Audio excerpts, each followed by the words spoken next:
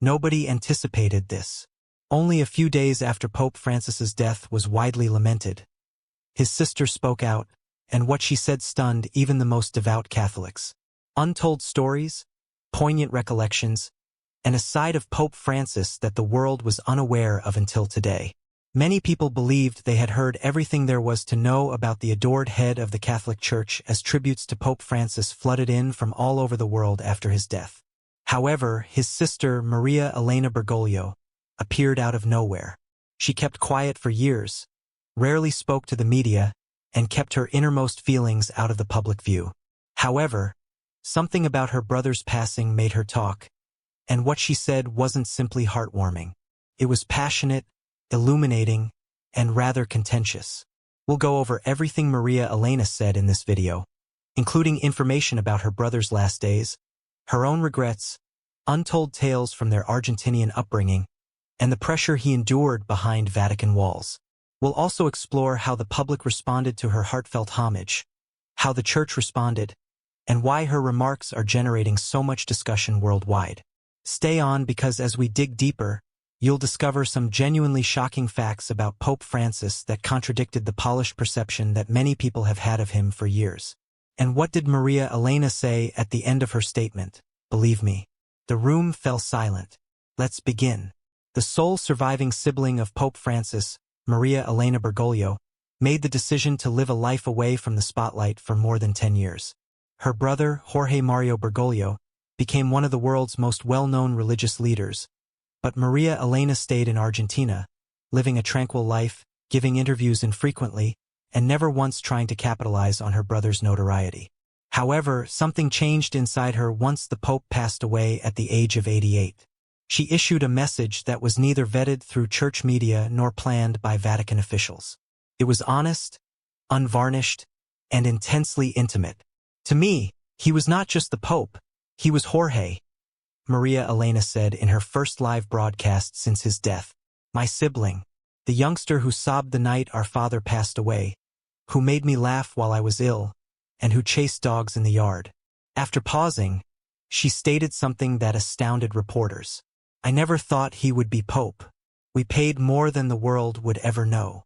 Numerous eyebrows were raised just by that sentence. What was she trying to say? What were the costs? What had prevented her from voicing this earlier? In the days that followed, both devoted followers and journalists started to delve further. What more had Maria Elena been keeping a secret for so long? And why did she decide to speak at that moment? However, that was just the start. Her next revelation garnered international attention. Nor was it about theology or church politics. It was about sacrifice, family, and a truth that would call into question the legacy of the man whom millions of people held in high regard. Keep reading because what follows will alter your entire perception of Pope Francis. Maria Elena's words were not solely based on sorrow. She recited what she had remembered. As she went on to share, the world was given a unique look into the early years of the man who would become Pope, as well as behind the curtain of Vatican formality. Long before he donned the white cassock, Jorge Mario Bergoglio was a reflective young man growing up in Buenos Aires. He was quiet yet extremely protective, according to Maria. She recalled that even as a toddler, he carried a weight that seemed to be greater than himself. However, most people are unaware that his soul was fashioned by someone else before the church. She talked about their pious Grandma Rosa, who had a strong moral compass and even stronger convictions. Maria claims that Rosa gave Jorge a spiritual fire that burned for repentance, justice, and compassion. However, this is where things took an unexpected turn. Maria disclosed that they experienced severe personal trauma as kids, which Jorge carried with him to Rome. We were all broken by an incident that happened in our family. It was a betrayal of blood rather than faith. According to her, Jorge was the most affected. What was the specific betrayal? Maria claimed that it was related to their father and a secret that had been kept for many years. A clandestine second family. Although she didn't mention names, she claimed that Jorge discovered this when he was about 12 years old and that his innocence was then taken away. Perhaps in an effort to atone for the crimes of those he loved the most, he developed an obsession with righteousness. The most absurd part comes next. Maria asserted that Jorge's decision to become a priest was significantly impacted by this secret family dynamic. He felt summoned, yet he didn't rush to God. Somberly, she said, he ran because he was trying to escape the shame. Both long-standing Catholics and Catholic insiders were taken aback by such revelation. Pope Francis's reputation as a selfless and humble man suddenly took on a new significance. What if his humility served as both a virtue and a means of atonement for himself? Maria's remarks were powerful not only because of what she said about the man but also because of what she implied about the weight of his burdens. Every choice he took as the leader of the Catholic Church was influenced by the burdens it might have. The public believed they had heard the most startling section, but Maria intimated there was yet more. She mentioned something that the Church would prefer never be discussed. What was it, then? Watch closely because in the next portion, we reveal the Vatican file that Maria says her brother kept secret until his death, and what was in it might potentially alter Church history forever. Maria Elena sat down for one last interview, which she was hesitant to do, after her initial wave of revelations rocked the faithful and left many with difficult questions. Her voice faltered due to the weight of responsibility rather than emotion. She claimed that because it wasn't simply about her brother, she had been debating for years whether or not to talk about this next section. It concerned secrets that Pope Francis carried to his grave and that were stored in the Vatican's highest hallways. "You must comprehend," she said cautiously. Jorge thought that the world wasn't prepared to know certain things, not because they were bad, but rather because they had the potential to disprove everyone's beliefs. Maria asserted that her brother had amassed a personal library of records, letters, and documents while serving as the Archbishop of Buenos Aires and then as Pope. This collection was never released to the public. It was known within the Vatican as Il Dossier Nascosto, or the secret file. She claimed that not even his closest advisors were fully aware of what was within. However, how did she find out? Maria claimed that on Jorge's final trip to Argentina prior to his appointment as Pope, he gave her a handwritten note and a key, a real key, she clarified, to a private safe kept in a secret repository beneath Vatican City. He cryptically said in the letter, "If anything were to happen to me and people began to question why I remained silent on certain issues, tell them to look beyond the gold and marble. Tell them to look where even light avoids the corner." The plot takes a terrifying turn at this point. The key was never used by Maria. She kept the letter secret until the morning of her brother's death out of consideration for his intentions. And what she discovered when she opened it was breathtaking. A kind of confession. Jorge acknowledged, in his own handwriting, that he had seen something that completely upended his faith. A network of financial corruption, high-level abuse cover-ups, and covert interactions between the Vatican and authoritarian regimes. Maria clarified that although he did not mention individuals in that letter, he left her enough hints to understand that he was torn between his obligation as a moral leader and his fear of demolishing the cathedral. What's even more disturbing about this narrative is that Pope Francis allegedly decided to remain silent rather than be exposed. Not because he was complicit, but rather because he thought the Church couldn't withstand another worldwide crisis. He decided to silently and gradually change from the inside out. However, Maria claims that in his latter years, Jorge regretted that choice. He believed that in order to rebuild the Church in an honest manner, it could be necessary to break it totally. At one point, he said to me, "Maybe I was too soft. Perhaps I ought to have been the Pope who put an end to the lies rather than shielding them." It becomes much more eerie at this point. Maria disclosed that Jorge attempted to set up the posthumous distribution of those files in the weeks prior to his passing. However, someone or something stepped in.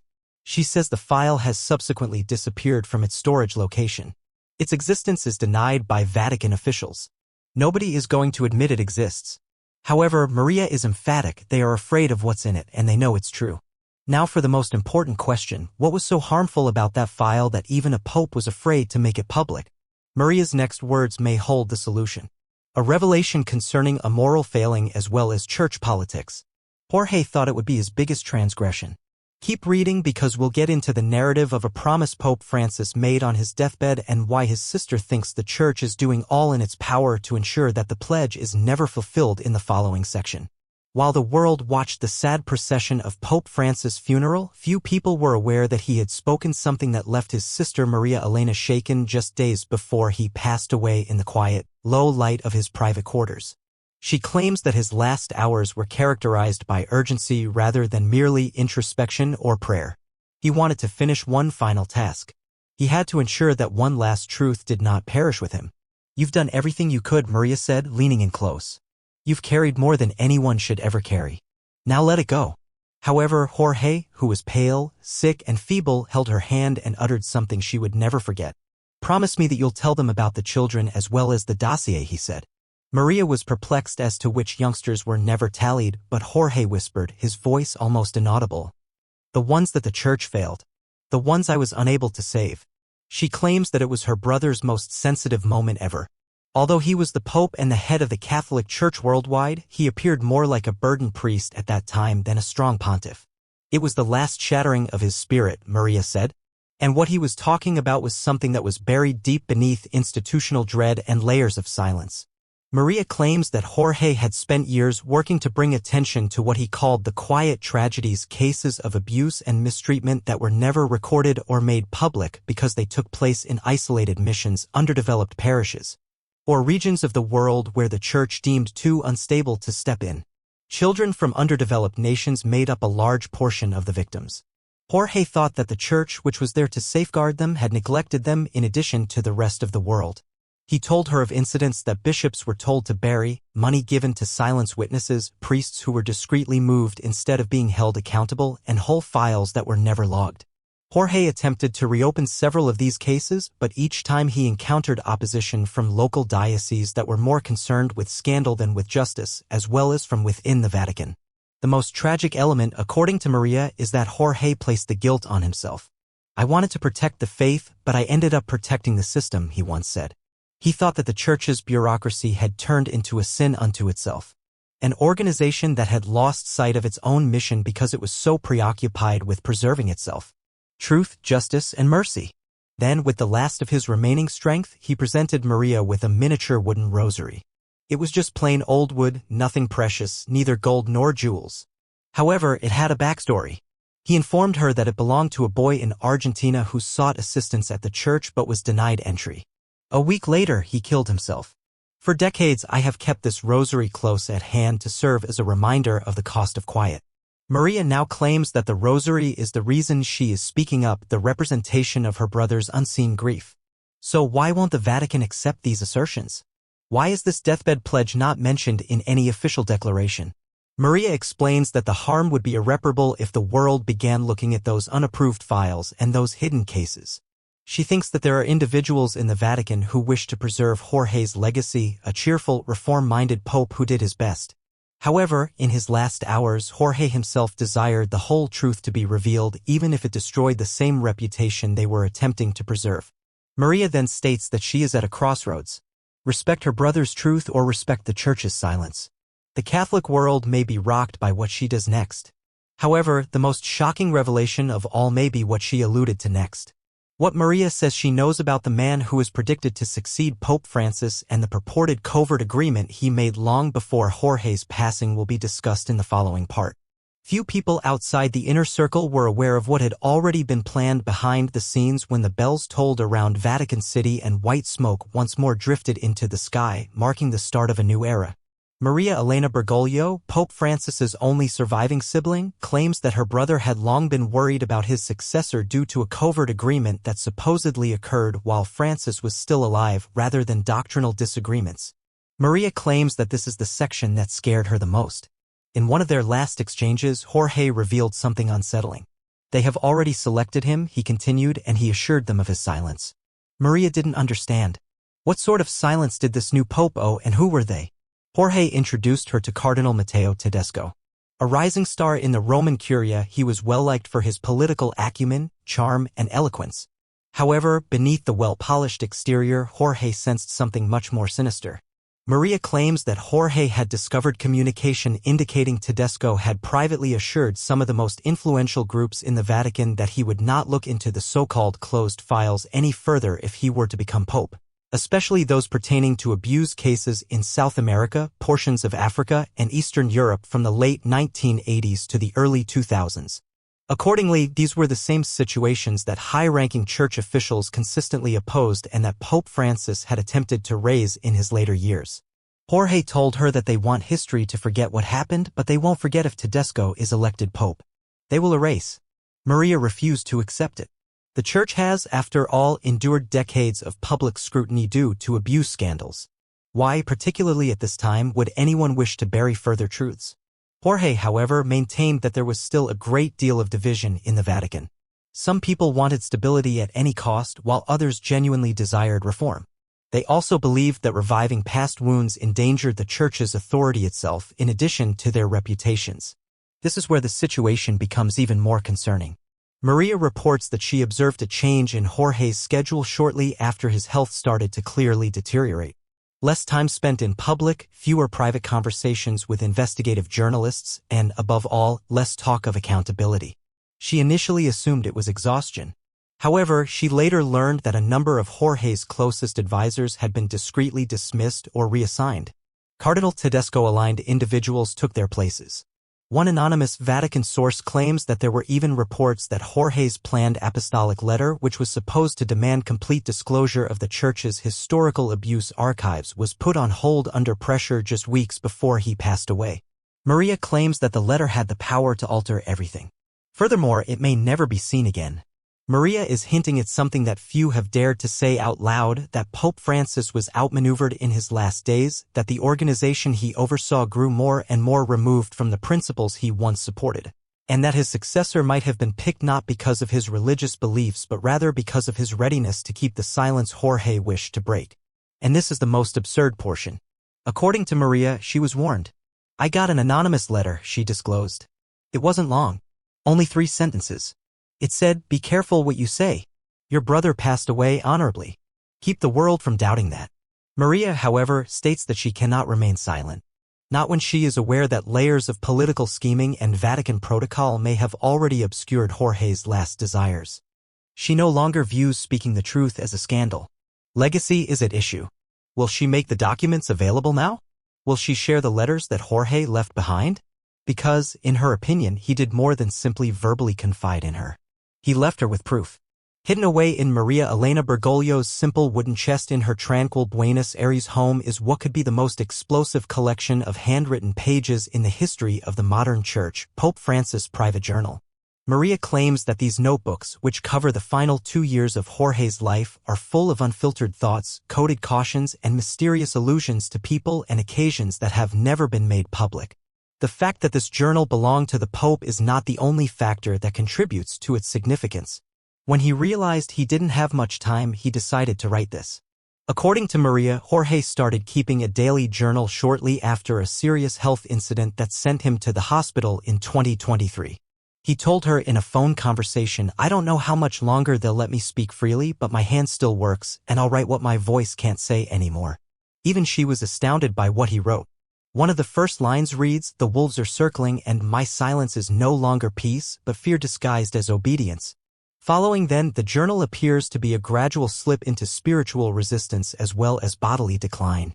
Jorge describes encounters with powerful cardinals who, based on his notes, pressed him to keep quiet about past abuse incidents.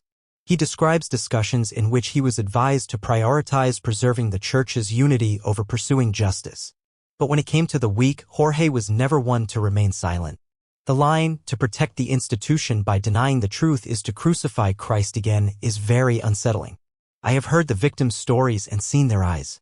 Nevertheless, I'm instructed to maintain my composure. However, I wasn't appointed pope to keep secrets. To serve God, I was appointed pope. Maria reveals that her brother never meant for these words to be kept a secret. In one of their last exchanges, he requested her to reveal portions of the notebook when the time was appropriate. However, she now thinks that moment might never arrive. She adds that since his passing, she has been the target of numerous inquiries from church representatives and anonymous individuals, some kind and others covert threats requesting to view the journal or convince her to give it up. They informed her that it would be beneficial for the church, but she adds that if taken out of context, it may create anguish and confusion. But Jorge put his trust in her. And now she understands his meaning. Before it can heal, the truth will always create discomfort. This is the part that really makes you shiver, though. 3 days prior to his passing, the journal's final entry was made. It's brief and functions as both an alert and a sort of farewell. It says, "If this is my last breath, let it not be in vain. The shepherd shouldn't be afraid of the nighttime because wolves howl most loudly in the morning." Maria has permitted a few journalists to examine a few pages of the journal, but she has not made the entire thing available to the public. Italian investigative writer Luca Morelli was one of them. He called the texts the most damaging depiction of internal Vatican resistance he had ever seen. He asserts that the journal would spark discussions among believers worldwide as well as within the Catholic Church if fully authenticated. It becomes considerably more intense at this point. There's more than just the journal, Maria says. Pope Francis left a sealed envelope with the words, "In case of betrayal," in the same wooden chest. Nobody knows what's inside yet, not even Maria. She claims that she has been told not to open it until she is positive it won't be seized or destroyed. According to others, it might include audio recordings, confidential testimonies, or perhaps a list of names from the power struggle he alluded to in his journal.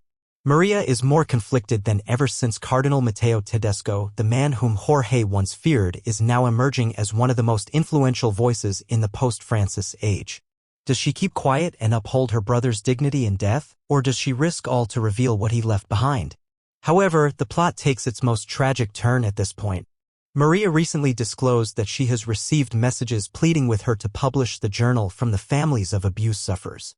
They think that Pope Francis may have recorded things that no one else dared to mention. They think he may have named cardinals, bishops, and priests who have evaded accountability. This journal is more than simply history to them. It's hope. Therefore, there's no longer a matter of whether Pope Francis was silenced.